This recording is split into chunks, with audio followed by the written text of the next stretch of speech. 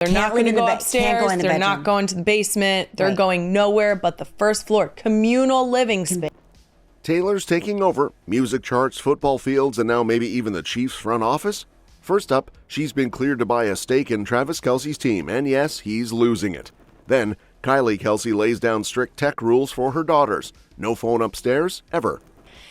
That the cell phones are only kept to the first floor of the house. So you can still have your friends have that phone number. They can still call you. You can still... Meanwhile, a resurfaced clip of Taylor's sweet fan moment proves again she's America's favorite girlfriend. And speaking of punchlines, Jason Kelce gets literally decked by UFC legend Chuck Liddell in a beer ad gone wild. No second chances. Trainings. But while Taylor's scoring headlines, her fans are busy shutting down that weird she was the bear rumor from Happy Gilmore 2. Nope, not a bear. Not a bear. God damn you, bastard! Finally, rumors swirl about Natalie Portman dating Austin Swift, because standing near a Swift sibling now equals engagement. Taylor Swift just got the ultimate you go girl from the NFL big boss himself, Roger Goodell. Yep, it looks like the pop queen isn't just shaking up the music charts anymore. Now she might be shaking up the football field too, and not with a halftime show. Word is, she's been unofficially cleared to buy a stake in the Kansas City Chiefs, aka Travis Kelce's squad, and her go-to stadium date spot. That's right, Taylor might just be one very expensive step away from swapping glitter guitars for front office power suits. Now, don't get too ahead of yourself. There's no official money on the table yet, and Tay hasn't whipped out her billionaire checkbook. But the fact that the NFL's top dog is already giving her the nod like, yeah, sure, come sit at the grown-ups table, is huge. And let's be real, if Taylor wants in, who's going to stop her? She's already running the charts, the tours, the boyfriend glow-ups. May as well add team ownership to her resume while she's at it. Behind the scenes, it sounds like the Chiefs' inner circle isn't just giving her a warm welcome, they're practically rolling out a red carpet made of Chiefs jerseys and friendship bracelets. Ever since she and Travis went public back in 2023, Swifties have flooded NFL games, jersey sales spiked, and let's not even talk about those wild broadcast ratings. This isn't just a relationship, it's a marketing masterclass. And if you're thinking, celebs buying sports teams, yawn. Remember, this is Taylor. She's not just famous, she's a walking global phenomenon. Jay-Z and Rihanna may have set the bar, but Swift's leap into the NFL world could rewrite the whole celebrity ownership playbook. Insiders say convos are definitely happening behind the scenes, but whether she makes the leap or keeps it casual remains TBD. Speaking of rules and power moves, let's talk about Kylie Kelce, aka Queen of the Kitchen Command Center. Kylie's laying down the law like a tech-wielding mom general. On her podcast, she just dropped her battle plan for the inevitable day her 4 mini Kelces come demanding iPhones. And spoiler alert, they're not getting AirPods and freedom, they're getting kitchen phones. That's right, not a phone in the kitchen, phones that live in the kitchen. Like countertop appliances, but with group chats and emoji. That the cell phones are only kept to the first floor of the house. So you can still have your friends have that phone number. They can still call you. You can still... So I have decided... To not let them have anything. Yes.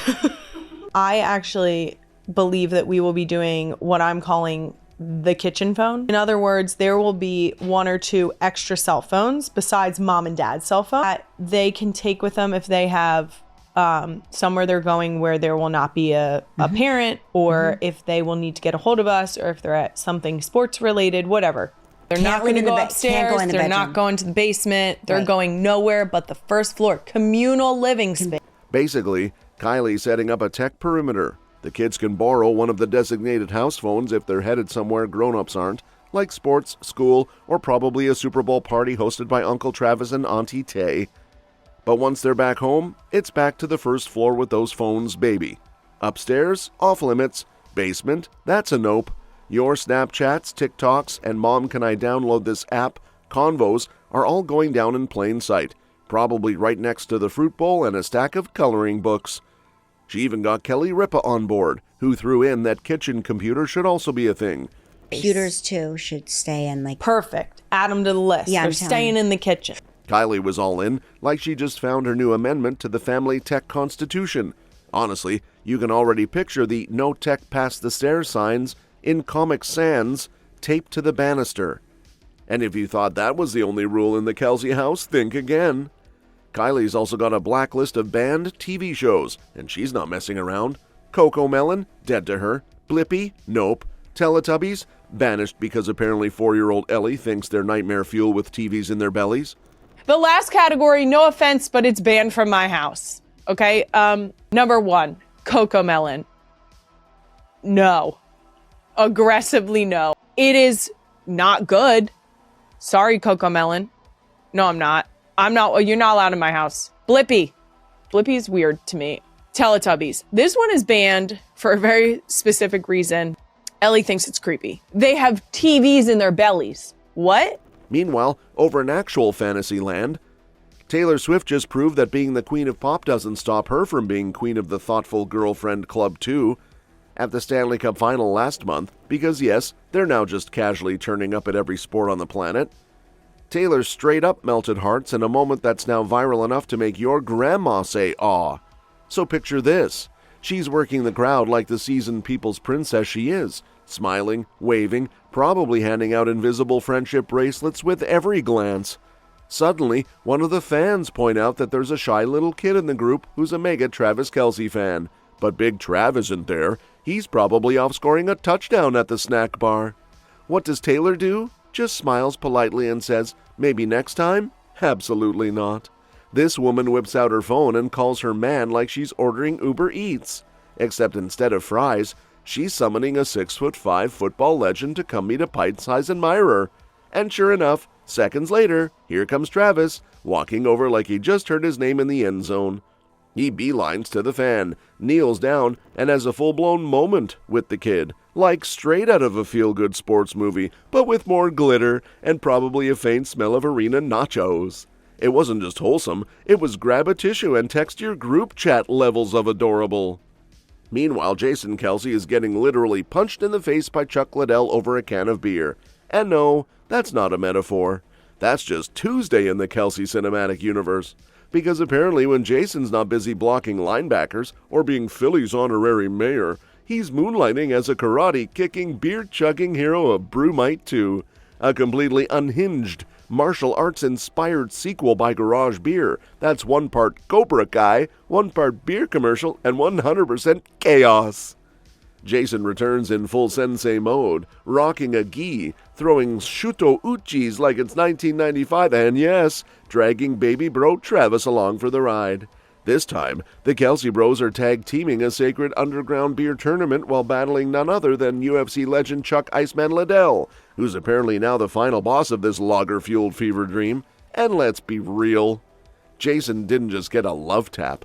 Reports say Chuck laid the smackdown on him hard enough to make Jason's beer foam.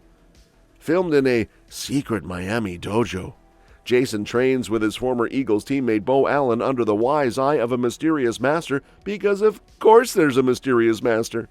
There's honor on the line, and garage beer, but mostly garage beer. And because this saga needed even more drama, there's also a VHS drop. Yeah, like actual VHS. For all the 90s kids who miss rewinding trailers and blowing into cassette players. The hype is so real, they're throwing a full-blown Philly party with merch, exclusive tapes, and the looming question, will Jason make it through the final fight? Or will Chuck Liddell turn him into a human pretzel and walk off with the golden garage can? While Jason Kelce's catching roundhouse kicks to the jaw in Brewmite 2, the internet is somehow busy accusing Taylor Swift of dressing up as a bear and body slamming her boyfriend in Happy Gilmore 2.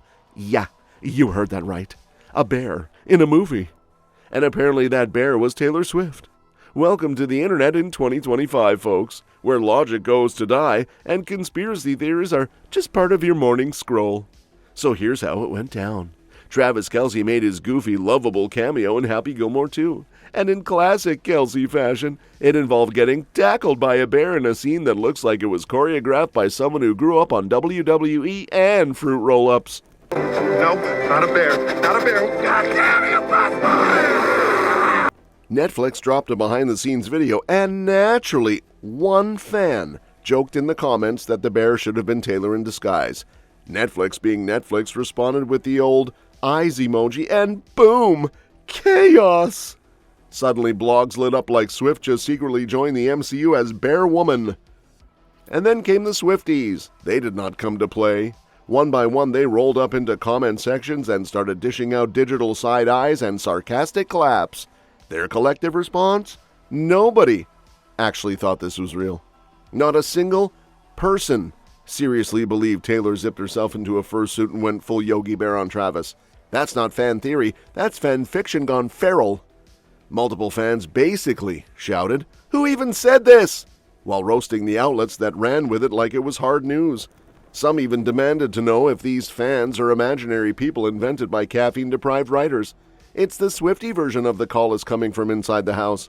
Sure, Swifties have indulged in wild theories before, Easter eggs, coded messages, the usual fan detective fun, but this bear business? Too bonkers, even for the most Swift-obsessed among them. And just when we thought the Swiftie rumor train couldn't choo-choo any wilder, along comes the internet's latest brainchild. Natalie Portman is apparently dating Taylor Swift's brother Austin. Because obviously when you're an Oscar-winning Harvard-educated actress fresh out of a breakup, the logical rebound is the guy who co-produced the I Bet You Think About Me video. Love that for her. So here's what went down. Austin and Natalie were spotted in Tribeca, just vibing, chatting, probably comparing gluten-free pancake recipes or ranking the best Taylor eras. A few pics hit the internet, and suddenly the world decides Natalie's found her next leading man. And it's the younger Swift sibling who looks like he's always one espresso away from producing a Sundance film. Never mind the fact that they were surrounded by other people. Like it was less of a romantic walk and more of a group brunch that someone forgot to schedule on Google Calendar. So now, Natalie's just doing her post-divorce glow-up rounds, smoking casually outside pubs with Paul Mescal like a French film character, getting linked to music producers like she's got a DJ playlist and a Pinterest board titled Hot Intellectuals. And somewhere in between, the internet decided her next chapter should include Austin Swift, just because they stood within a 5-foot radius of each other in Manhattan. At this point, you could probably sneeze next to a Swift and end up on De Moi as their secret soulmate. That's all for this video, folks. See you next time.